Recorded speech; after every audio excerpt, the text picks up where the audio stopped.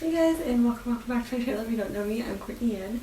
Okay, so today's video, as you guys know, it's going to be a little like summer book recommendations. If you want one that are set in during summertime, have a summer mood, make you want to have the best summer ever. And I'm also including some for my summer TBR that won't be most of those are kind of like summer themed books, but at the same time there's some that aren't. That way you can get just more book recommendations or ideas for books you may want to read. So yeah, I'm so excited. I feel like I haven't done a book video in a little bit.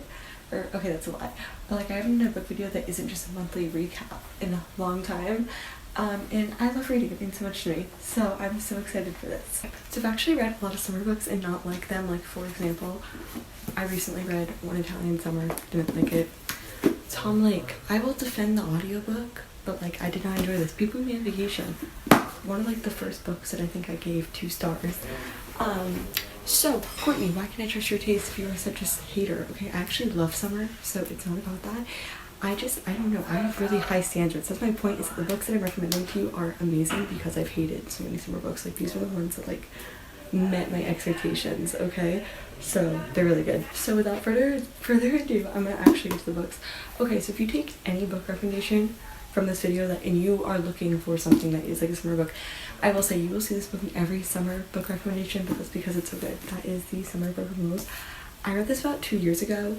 It's maybe 400 pages, so it's not as tiny, but so good. Honestly, this, if you just want summer vibes, this is the best book I can give you. If you're literally, this could be the whole video, is just this book, because if you literally just want summer vibes, that's the reason you're watching this video, is because you want a book with summer vibes. So good. So this is basically about Meredith Fox, I want to say is her name. Once again, this back during my freshman year. I'm now technically a senior as of today. But anywho, not the point. So every single year her family goes to Martha's Vineyards to play a game of basically senior assassin, but they do it with their family. You get a target, you shoot them with a water gun, and then you get their target, and then someone's also targeting you. Anyway, so her sister died, I want to say a year or 2 ago, or maybe it was this year, and she's still kind of recovering from that. So her family is finally bringing back the game after her sister's death for her aunt's wedding. So they're all going to Martha's Vineyard to celebrate the wedding. And while they're there, they're basically going to play their family game of Senior Assassin. And she decides to team up with a cute groomsman. It's a little summer rom-com. Once again, I finished this and I wanted to have the best summer ever. I think it didn't take me too long to read, maybe a week. Okay, it's a fun book to read by the pool. I don't know, the vibes in here, the setting was fun, the characters were fun. It's a fun book, okay, and it has that summer vibe where once again I finished this and I was I'm going to have the best summer ever. And then next I have Malibu Rising by the one and only Taylor Jenkins Reid. Taylor Jenkins Reid is my favorite author. I recommend her, at least one of her books, I feel in every book video because I'm obsessed with her. I've read, I want to say 7 out of her 9 books now, or maybe I have 3 more to read, so that's wrong. Maybe I read 8 out of 10? No, wait, what? No. I don't know. Okay, wait, sorry, I'm gonna count this real quick because I read 7 minutes ago. Malibu Rising, Carrie Soda's Back, Maybe Another Life, One True Loves, and is there another one? Oh, Daisy Jones and 6. So I've read 6 out of her 9 books. Anyway, point is, I've devoured every single one of her books. I love them all. I may love some more than others. But anyway, not the point. Point is, this is Malibu Rising. This one also is really good summer vibe. It's not as good as the other one, okay? Because that one I think is more the fun, teenager summer. This is living on a beach, basically you're really really rich people family drama. If you want a good family drama, rich people type problems, okay, this book, ooh, so good. The family drama in here, amazing. It's the family drama. It's just family drama during the summertime. Big summer party with really rich models and surfers and ooh. And then it also goes back in time to their parents in the 90s, or no, in the 60s, sorry. Because this is based in this is based in 1980. So it's an 80s summer vibe. And then it goes back in time with flashbacks to their parents in the 60s, I want to say. And her mom was dating a famous musician or singer named Nick Rivera, who is actually the 3rd husband in The 7 Husbands of Love You. So good. Anywho, once again, lots of family drama. So good. And that more nostalgic summer. If you are looking for, yeah. So good. Okay, and then next, again, by the one and only Taylor Jenkins Reid, I have Carrie Soda's Back. So this is about a tennis player. I want to say this is also in the 80s, because she actually is kind of, so in Malibu Rising, actually I won't spoil it, but she makes an appearance, and you don't exactly agree with her character in Malibu Rising, but then you read this and oh my, this book made me cry. 5 stars. I will say it starts off a little slow. You gotta get through like those first 90 pages and actually put it down. Picked it up a year later, flew through it in 2 days. So good. Anyway, I'm obsessed with this book. It made me cry. It's so beautiful. It's basically this girl named Carrie Soto who was a famous tennis player. This is also set in like the 1980s, I want to say. If I remember correctly, I need to double check. Anyway, it doesn't even say in the back. But and her father was kind of her coach, so she was like this like great like female tennis player and super famous, like won all these world records and whatever, right? Retired, and then a few years later there's this younger tennis player who's kind of like starting to beat those records or come close to beating her records, so she gets back into the game to basically like prove that like she's still like on top and like can still beat, you know, this like younger tennis player. So good. It may not be as summer vibes as the other ones, but I do believe that this does have like at least some summer vibes. Okay, as someone who like doesn't normally, you know, like I didn't like This My Turn Pretty, I didn't like People Me on Vacation, I didn't like Tom Lake, I didn't like One Italian Summer. This is one that I would still give like a bit of summer vibes to, or still recommend as a summer read, especially if you want something that I would say you can fly through pretty easily once you get through like those first couple pages. So really good, more emotional I think than the other two, but I love this. Oh my gosh, and the relationship between her and her dad is so beautifully written, so if you want something like that too. Okay, and then next, okay, so I'm gonna move on from books that are summer themed, and I'm gonna get 3 book recs that aren't summer themed, but I would still recommend that you read because I recently read them and thought that they were amazing. So first is Yumi and the Night Painter by Brandon Sanderson. Brandon Sanderson is obviously an incredibly famous fantasy author. I recently read this maybe like 3 weeks ago. Incredible, my first Brandon Sanderson book. If you want something with really good world building and so like some of the most incredible character development. Now I will say this isn't something I would recommend to people who are trying to get into reading, because I think that when you're first getting into reading, dealing with a lot of world building is like a bit much, okay? And this is like a more lengthy read. So I would not recommend this if you're trying to get into reading, but if you're someone who is already like really into fantasy and just wants another fantasy recommendation, or maybe after you start with like some more, I guess, easier set fantasy books and like want to try something more advanced. So good.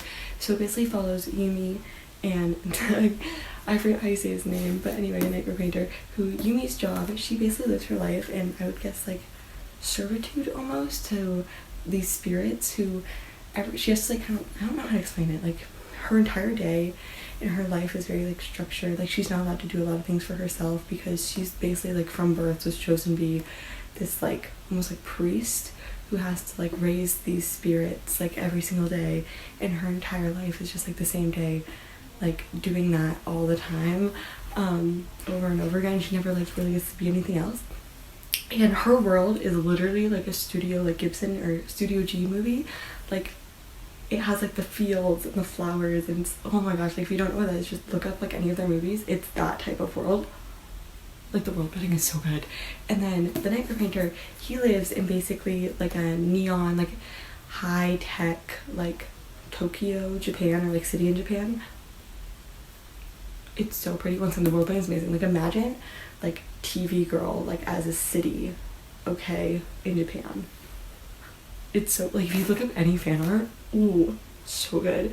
Anywho, and these characters, so like, and his job is to paint away nightmares. Like there's these little blobs that are basically like they can like they come out and like they feed on people's nightmares, and he paints them into something different and basically like paints them away. So like he'll turn a nightmare into a puppy or like bamboo and stuff like that, and that's his job. And so they end up like switching souls, so they're like I don't know how to explain it. Like it's so good, such a refreshing read. I love this. I think I read it in like 4 days. Oh my gosh, I adore this book. So if you are looking for a good fantasy this summer that will keep you entertained, will keep you busy, has amazing character development and relationships and world building, please read this. It's probably one of my favorite books I've read this year. Okay, and then next, Courtney, you're holding 3 books. Why are you holding 3 books? Because you can finish all of these in like 24 hours. Okay, I get it, Courtney. You seem like a fast reader. No, I'm telling you, you can finish all these in 24 hours. So if you're looking for some thrillers this summer, may I introduce you to Freedom McFadden? Is she very book talk popular? Yes. Okay, you will see her everywhere. But but for a good reason, because I think her throws are very fast-paced, very easy to read. So if you just want something that like you will fly through, like could read in probably like an airplane trip, okay? These are like some of my favorites by her. So I've read 5 books by her now. These are my top 3 that I think are really incredible. So first is her most popular one, The Housemaid. This is actually kind of told from 2 perspectives, which makes it very interesting. It's just, there's obviously a movie for this, so you probably already know what it's about, but in case you don't, there's this woman named Millie who gets a job as a housemaid for like this like family who is kind of like very suspicious. I guess like the wife Nina will like kind of say and do things to her, and she starts to have like an inappropriate relationship with Nina's husband, her boss. Really, really good. I think, I don't know, I kind of guessed the plot twist in this, but like I also kind of spoiled it, so I don't know if it counts, but read this at under 24 hours. So good, so fast-paced, amazing thriller. Okay, next I'm gonna fly through these. Never Lie. Never Lie is about a married couple who is like a newlywed couple who is looking at getting a house. They are supposed to meet with this realtor in like the winter or whatever, and then they get like snowed in at like this giant mansion where this girl who used to live there, who was like this famous psychologist, I want to say, died. And the wife finds, she was also a therapist, but she wrote like books based on psychology, so she finds the therapist like all her video sessions or tapes that she would make of her patients, and like there's all like these creepy things that happen. Could have never guessed the plot twist. The plot twist was incredible. The setting of this made it so spooky and so fun to read. This might actually be my favorite one by her. Really good. I finished this incredibly fast. Okay, and then finally, what is probably my favorite book by Freeman McFadden is The Inmate. This was incredible. The like drama and twist in this, like I literally like had no idea who it was. Like she kept going back and forth like, oh, it's him, it's like he's the murderer, and like I had no idea who it was. Like she was confusing me. It's this woman, Brooke, who a few years ago when she was younger had like some sleepover with her like old like childhood best friend, another friend of hers, that friend's boyfriend, and then her boyfriend at the time thinks that her boyfriend strangled her, and then he goes to jail, and she's now working as like a nurse at that prison where her like ex-boyfriend, who's also her baby daddy, works at that jail. The drama in this is so good. I think that it was kind of like thrillery. It has what's it called? It goes back in time.